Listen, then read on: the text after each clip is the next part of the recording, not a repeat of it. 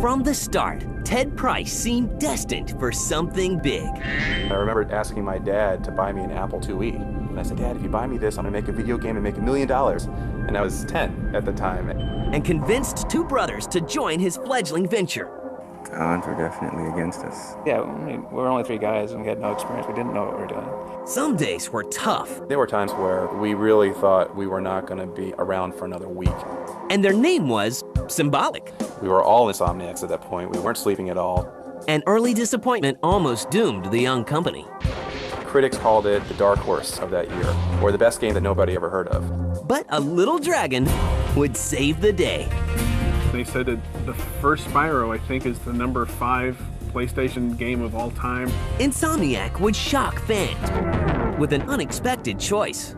But it was really hard to leave Spyro behind. He's kind of our little baby.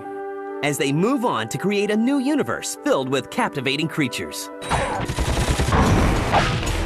This is the remarkable story of Insomniac Games.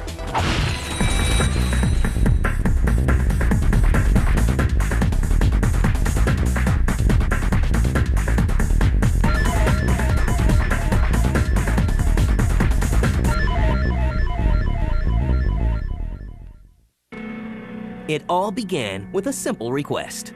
I remember asking my dad to buy me an Apple IIe. Back when they had the monochrome monitors. I said, Dad, if you buy me this, I'm gonna make a video game and make $1 million. And I was 10 at the time. And figuring out what he didn't want to do.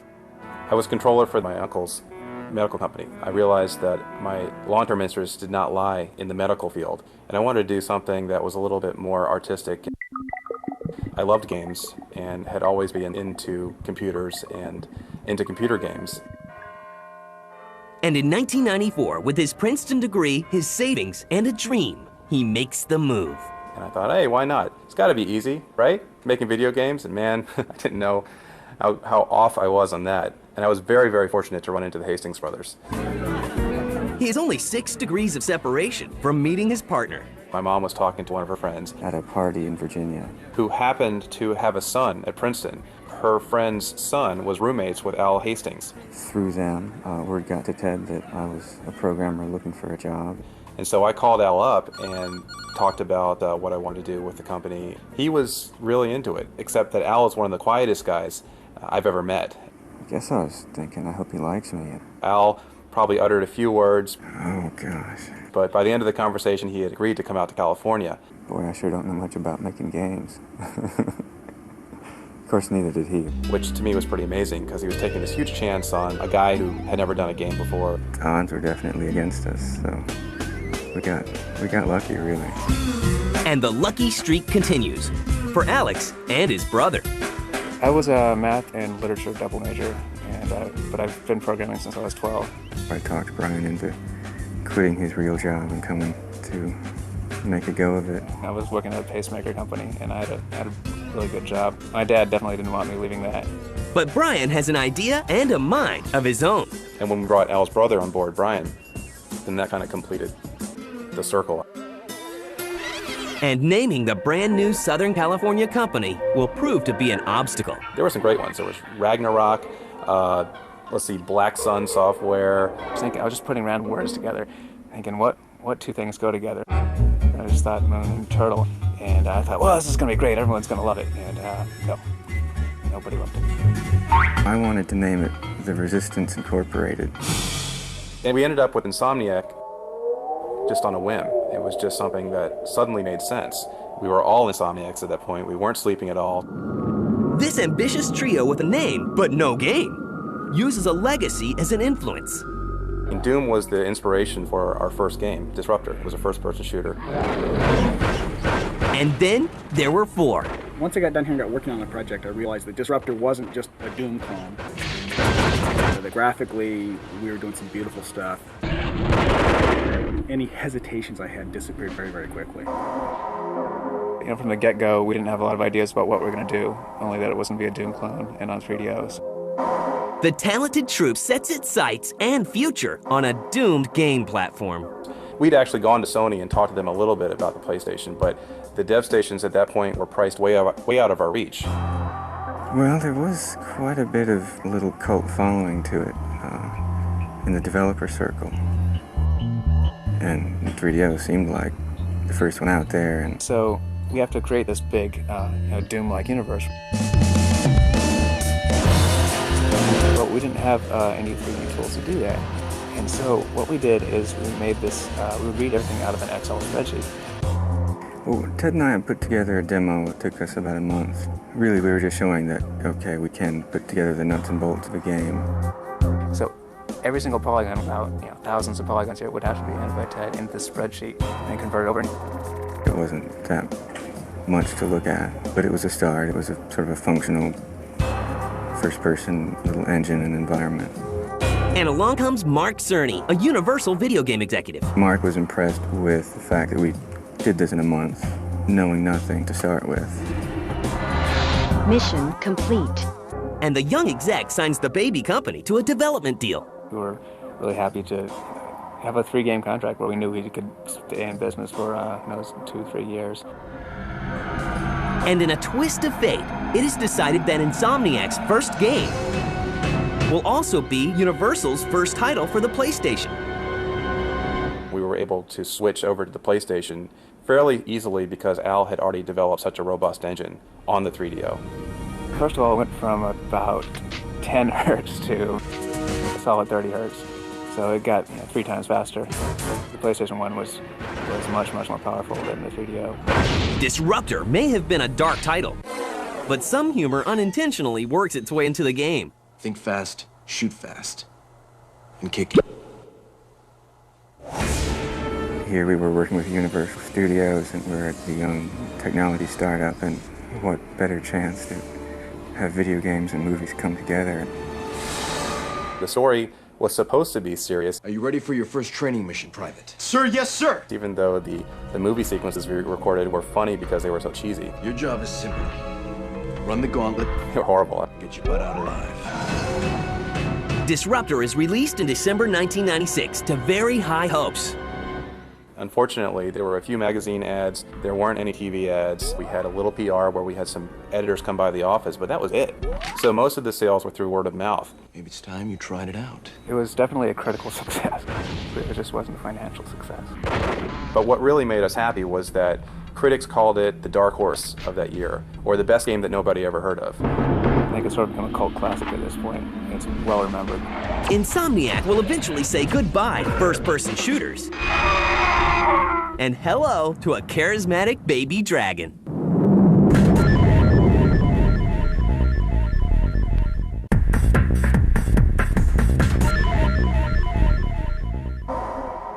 By 1997, Insomniac Games had released Disruptor, a first-person shooter inspired by the world of Doom.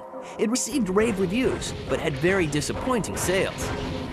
Yeah, I think we were encouraged that we did it. We made a game, and it was out there on the shelves. That's nothing too shocking. There were times where we really thought we were not going to be around for another week. I want you to get through the chem factory alive. I think impressed Universal enough that they weren't going to let us go. We were just very fortunate and appreciative to be alive. Mark Cerny, one of the fledgling company's earliest supporters, puts in his 2 cents for their next endeavor. He was looking ahead to the next couple of years of the PlayStation and realized that the demographics were quickly moving downward. And the video game troupe changes their direction. I wanted to do a game that my mother would be able to play, and she didn't like Disruptor very much. I think we all wanted to do something that had a more mass market appeal. Yeah, Craig initially threw out the idea of a dragon. So instead of flying all the time, he's more of a young dragon who walks and glides. We kind of messed around with that. We did some sketches, and Once the idea was suggested, it kind of clicked with all of us individually that, boy, wouldn't this suit us better? We don't have to try to be better than the next guy. We could just be kind of whimsical. And a young star begins to hatch. I think we felt really confident right from the first character drawing. At that point, we thought, okay, now this looks like a mascot character. This looks like something that could be big. His name is Spyro. And his world is unlike any other. Well, it's vaguely medieval, but more fantastic. It was one of the first games that really had distant views, where we were able to create these very wide open environments, and that was a result of Al's engine. being able to create multiple levels of detail for the environment. The game that is supposed to be fun is having some serious labor pains. I have to say that there were points in the production cycle where we were in crunch mode, just like every other development team, and things looked fairly bleak. Never fear, Spyro, the cute little purple dragon, meets the deadlines. His mission on the PlayStation is to rescue his dragon friends from imprisonment. Thank you for releasing me. All while searching through vast environments and hidden chambers for clues. But the 3D platform game doesn't receive the reviews Insomniac was hoping for. The previews and the reviews in general talked about Spyro being a kiddie game. To see it called a kiddie game implied that it was a very simple, novice-oriented game that wouldn't satisfy the hardcore players. Following promising previews at E3, Spyro makes his debut in the fall of 1998. And well, he doesn't exactly fly off the shelves. In Europe, it took off pretty much from the get-go, but in the US, it definitely was slow. It didn't catch on right away. But then after Christmas, just based on word of mouth, we kept on having a solid weeks, bigger than the launch week. And it just didn't taper off, through January, February, March, it just kept on selling. Audiences, like from young kids to their mothers who had never played games before, were attracted to this. By the time we released Spyro 2, I think we'd had almost 2 million in sales just in the US. And Spyro becomes a sleeper hit. I was at the DICE conference and they said that the first Spyro, I think, is the number 5 PlayStation game of all time, or it was some really high number. And I was very surprised by that. But the celebration is short. And the pressure is on. The team that has grown to 13 people is asked to create the sequel by the next Christmas selling season. We were under the double pressure of having a truncated development cycle and trying to come up with something that would make this game feel like more than a sequel, something that was a little bit more revolutionary than evolutionary. And jumping on board this time is Peter, another Hastings brother. When my older brother came on, they were starting to be concerned, that that's 2 out of 3 lost to the dark side. And when my younger brother joined, it was all over. The future is closing in for the folks at Insomniac. Where's the new game? We scrambled, threw out a lot of ideas, and finally settled on the mini-games in Spyro 2, which really set it apart from the first game. The sequel, Spyro Ripto's Rage, finds the cute purple dragon caught up in another unlikely adventure. This time, freeing a kingdom from the ill-tempered tyrant Ripto. I hate dragons! Yeah! Doing so requires collecting items from the game's 20-plus levels of explorable 3D worlds. The story, I think, was a little bit more mature, and I think we had a lot more cinematics that showed off what the animators could do. And what about the name? That's funny because the Japanese version of Spyro, if you look at the title, it looks like it says Ripto in kind of funny tangled letters. It debuts in the fall of '99. Definitely nervous. What if the first one was a fluke? And the answer is no. Reviewers tout the more adult game, and it sells. Big time. We had grandmothers writing us that they had stolen the game from their grandkids because they liked it better, so they wanted to play it. Sony wants a third Spyro game for the 2000 holiday season. No one at a company named Insomniac will be sleeping anytime soon. In Spyro 3, we had 4 new characters, and they had their own little home worlds, and so you could experience their home worlds from their perspective, and then they all tied into the story. We were able to take the focus off Spyro somewhat and put it onto these other characters with their own moves, their own levels. It really breathed a breath of fresh air into the franchise. The third game, Spyro Year of the Dragon, is released in time for Christmas 2000 and revolves around stolen dragon eggs. Find the eggs and bring them back, Spyro. You got it! Spyro has acquired some new tools: a skateboard, tanks, submarines, and even a speedboat. You can play different characters: a kangaroo, a yeti, a flying penguin, and others. And guess what? It's another hit. All 3 titles win industry awards in many categories, and all 3 become part of Sony's greatest hits collection. The combined sales of the 3 Spyro titles is well over 8 million units. We were really scraping the bottom of the barrel to come up with new ideas for Spyro 3. Well, at that point, we were really starting to think about, what comes next. So we decided that it was better for us to start with a new franchise, try to come up with a new character, than to try to just push Spyro again. It was definitely a little bit sad knowing that this was the end. You know, reading all the fan mail and knowing, okay, we have to say goodbye. But it was the right choice in the end. We just wanted to shake hands and part ways with Universal and then propose something new directly to Sony. Although fans of the franchise can look forward to future adventures with the Dragon, it will be produced by another company. Insomniac had to say goodbye to their quirky little dragon. It was really hard to leave Spyro behind. He's you know, he's kind of our little baby.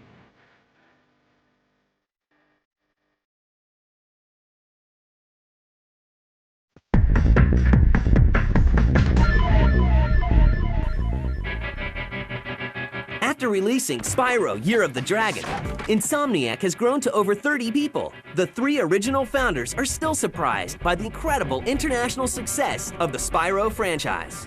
There's a perpetual feeling that, you know, you're not as good as you can be, and if you don't keep improving, you'll be left behind.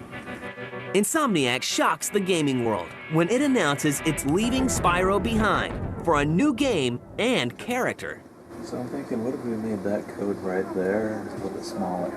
Personally, a lot more nervous releasing the first one of a brand new set of characters or a brand new whatever we're doing. Maybe if these guys animated less. How about that? Okay, you could do that. Alex leads the push to create the new game franchise on the bigger and better PlayStation 2. He's got better low-level problem-solving skills than anyone else I've ever met, and that's what you need for the PS2. I don't think there are very many other people who could really tackle the PS2 the way he has. It definitely was a quantum step to move from PlayStation 1 to PlayStation 2. It was very, very challenging, but I think that was the exciting part of it. It was kind of mysterious because no one really knew what the PlayStation 2 could do quite yet. It's funny how things work because I think now we could probably create a Spyro level in about 2 days, where before it took about 4 weeks. The Spyro franchise began with the birth of a cute little character, and so will the new game. Well, the initial kernel of the concept came from Brian Hastings. He said, how about we do a space adventure with some gadgets?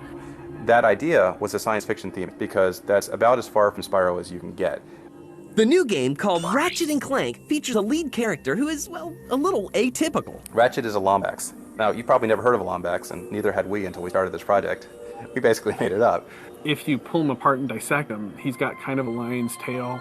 He's got a somewhat humanoid kind of body. He's got big cat ears. He's got kind of a doggish face. Ratchet's kind of like this, underdog character that lives on this backwater planet, and he just dreams about, seeing these fantastic worlds. And his cohort in this adventure? Am I cool now? Yeah, you the man, Clank. A tiny robot who spends much of the game riding on Ratchet's back. Clank, we tried to create the exact opposite of that, where he's very book smart. Do you run on standard XP18 sister boards? Version 7.66. But has no world knowledge at all. I myself am not a robot guy, per se. Nerd. I like him. But he's good at heart. So the two of them have that in common, but their everyday struggles kind of are at odds with each other. One thing that most people don't know is that Clank is a playable character. Clank has his own challenges in the game where he gets to use his special abilities that Ratchet doesn't have. Once you kind of play the game a little bit, you just fall in love with the characters. And how's this different from their first beloved franchise? Ratchet and Clank draws from some similar elements of Spyro, but we've pushed it in a whole different direction. We have a lot of different elements. There's shooter elements, RPG elements. For the people who have really not been into the Spyro games, as you get just a few levels into this game, the complexity of the things that you have available to you really ramps up. And it's a beautiful collection of fantastic worlds. It's a different galaxy where spaceships and robots and high-tech gadgets are the norm. So there's technology everywhere you look. There's some really amazingly incredible detailed worlds. People are just going to be astounded by the visuals. Every different vantage point can really have some outstanding views. And all of the characters, both big and small, have multifaceted personalities. Some of the characters are angry. Oh yeah, but it is weak. We try very hard with all of our characters to make sure they're not plain vanilla. Every time you encounter a character in Ratchet and Clank, they're going to have a very strong personality. The two of you make me sick. And what about the weapons? Sweet. We really didn't want parents to be upset when their kids played this game. There's no blood. Sure, you are blowing things up. You couldn't get around it. That's the gameplay. That's what happens. But you don't blow something into 50 pieces and see blood splatter lying on the ground. You have an arsenal of more than 30 gadgets and tools and weapons at your disposal. Real men can swing without silly toys like that. And this is a game for everybody. I think it's very accessible. You don't need to know a whole lot about video games. First and foremost, core of the gameplay is action, but there are some puzzles that are fairly cerebral. For people who do play video games, this offers something different for the genre of game. There's just so much stuff to do. Compared to Spyro, there's 10 times as many moves you can do, 10 times as much stuff you can blow up. And what can we expect from Insomniac tomorrow? I think the sky's the limit, really, with Insomniac. That's why I love it here so much, is that everyone's just working so hard to make the best thing they can. I think as long as we're loving what we're doing, hopefully people love playing it. That's our real hope, that we can get a good response from the public. People saying, that was really fun.